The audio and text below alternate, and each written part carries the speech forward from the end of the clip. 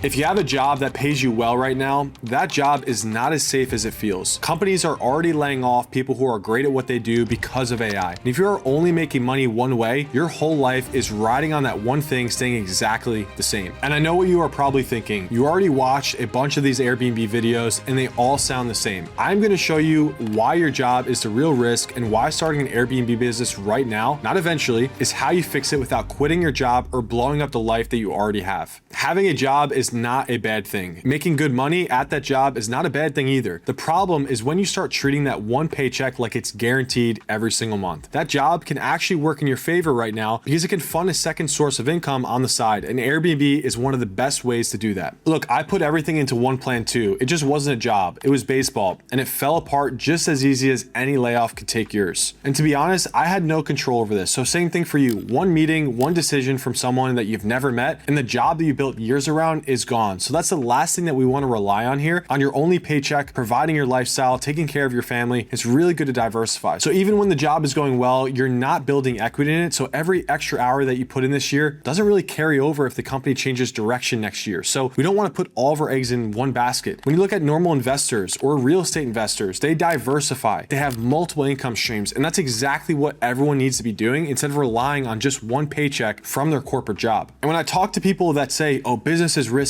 or this Airbnb business is risky, it's not true. The riskiest part is flipped around. It's you relying on that one income stream from your corporate job. And not only are you going to feel that risk, but your family is going to feel that risk in every direction of your lifestyle as well. So you're never going to see stuff that's coming, and these layoffs that are happening around the country are only going to keep increasing. So the last thing that we want to be doing here is relying on your paycheck. That is the gap that you want to close before you ever need it, not after. Right now, Airbnb is actually short on hosts. Guest demand grew 19% in the first quarter of 2026, and the platform brought over 100,000 new host properties just to keep up. All the demand still needs somewhere to go. So you can be one of the people hosting it without ever leaving your job. All right, before I get into how all of this works, let me just show you what the numbers actually look like when you are first starting an Airbnb, both revenue and profit. These are general numbers, so if you want to run this for your own market, there's a free calculator in the description that you could use to plug in your own numbers. So for me, I have 23 units and it's bringing in about $50,000 to $65,000 a month in revenue before any costs. When you break that down per property, for example, a 2-bedroom unit is going to profit about $1,600 to $2,000 a month in net profit. So that's going to break down to $800 to $1,000 per bedroom door. So just to give you an example, a 1-bedroom property, we're going to make on average about $1,000 a month, but a 2-bedroom property, on average, we're going to make about $2,000 a month. Now, the beginning stage of scaling this business, I would say less than 10 properties, you're going to be spending about 10 hours a week actually building this. But the faster you scale and the more properties that you get, the more things that you want to start outsourcing and actually building your boots on the ground team, hiring virtual assistants to take care of guest communication. And that 10 hours a week is going to get cut back to 5, 3, maybe even 2 hours a week as you build and grow your team. And that's something that we want to put full attention to. I'd say around 8, 9, 10 property mark, because bringing in virtual assistants, outsourcing a bunch of things very fast will eat into your profitability. So we don't want to do that too soon. I would say right around the perfect time is around the 10 property mark. Bring people in, start outsourcing more things, and that's going to allow to reduce that workload every single week to about 2 to 5 hours. One of the best things that you could do before you even start is calculate these numbers first for yourself. So if you're still working your job, that number matters even more because it shows you exactly how much extra income Airbnb can actually add on top of what you're already bringing home. And to be clear, you're not being asked to quit your job to do any of this. But none of that matters if Airbnb does not actually hold up long term. And that is the question that I get asked constantly. A lot of people ask me if Airbnb is actually going to last. Now that question matters more when this is meant to protect your family if your job disappears, not just to be a side project. My answer is yes, and here's why I believe that. The reason why this is going to last is because look at COVID, for example, right? The hosts that were serving vacationers, they saw bookings disappear, they saw occupancy rate go down because people weren't traveling for vacation during that time. But hosts like myself, serving corporate professionals, travel nurses, doctors, lawyers, the hosts crushed. I made a lot of money during that time because even though the economy was terrible or the market wasn't as good, I was able to continue serving this target audience to continue staying booked and have a high occupancy rate. So a lot of people say all the time, well, what if we get into a recession? Or what happens if the economy goes down the toilet? Look at COVID. It's a great example. I know it's a kind of one-off circumstance, but that's a massive problem in our economy. And to have a business that's still able to thrive through issues like that makes this business model recession-proof. Markets like Mesa, Arizona, Raleigh, North Carolina, Birmingham, Alabama, right? Those are all great markets because they blend with a really good hospital system, maybe a major Amazon warehouse, maybe a massive military base that's driving this target audience to those locations. Those are the markets that we really want to go into that's going to continue to make this recession proof and actually last. That combination is what keeps a property earning through slow months instead of just busy seasons. But most new hosts never think about it that way, and that's exactly why they run into trouble. One mistake holds more people back than anything else, and that's going after the vacational properties, the 4, 5, 6 bedroom properties with amazing amenities. So look, I'm not saying that these properties don't do well, these 4, 5, 6 bedroom houses with pools or hot tubs and arcade rooms. Those properties crush and they do really well, and I have some of them in my portfolio. But when you're first starting this, you need to go after the 1, 2, 3 bedroom units to serve those corporate professionals, because we're gonna have a higher occupancy rate 12 months out of the year because of the demographic we're serving. So you add those bigger properties later into the portfolio, 4 or 5 bedroom houses where you serve vacationers, because you will have months where you make thousands of dollars in profit, but then you will have months where you break even or maybe even lose money in slower seasons of the market. But at least you have a large sector of your portfolio serving corporate professionals that's bringing consistent occupancy, bringing consistent revenue, so it's not affecting your business too much. So that's the immediate mistake that a lot of people tend to immediately jump to in getting to Airbnb, is going after those vacational properties. So to tie that together, having a base of 5, 10, even 15 properties serving corporate professionals is going to allow you to really not be affected once you do go after those vacational properties and have slower seasons and slower months, because a large portion of your portfolio is keeping you afloat. And anyone that knows business, consistent revenue is extremely